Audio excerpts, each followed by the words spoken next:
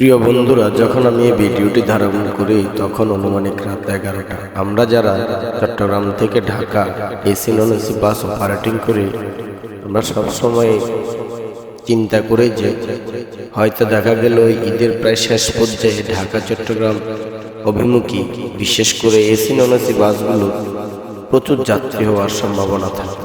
সেই ক্ষেত্রে 27 এবং 28 এই 2 দিনের চিত্র যদি আমি তুলে ধরি, তুলনামূলক আমাদের ঢাকা চট্টগ্রাম রোডে যাত্রী নাই বললেই চলে। হয়তো দূরপাল্লার যে গন্তব্যগুলো আছে চট্টগ্রাম থেকে, ওদের মোটামুটি তুলনামূলক যাত্রী হচ্ছে, এবং আমরা যারা চট্টগ্রাম থেকে ঢাকা কেন্দ্রিক এসি এবং নন এসি এই পর্যায়ের ব্যবসাগুলো করে থাকি, আমাদের অবস্থা খুবই শোচনীয়। প্রত্যেকটা কাউন্টার দেখলে মনে হয় শুনশান নীরবতা পালন করতেছে, হয়তো যাত্রী হবে হবে হবে এই আশায় সবাই বসে আছে, কিন্তু আসলে যাত্রীর স্বল্প।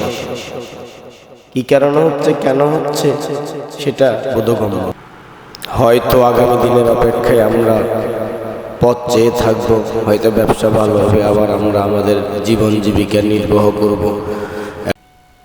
সামনে আরো 2 দিন সময় আছে, দেখা যাক কি হয়, হয়তো ভালো কিছু হবে।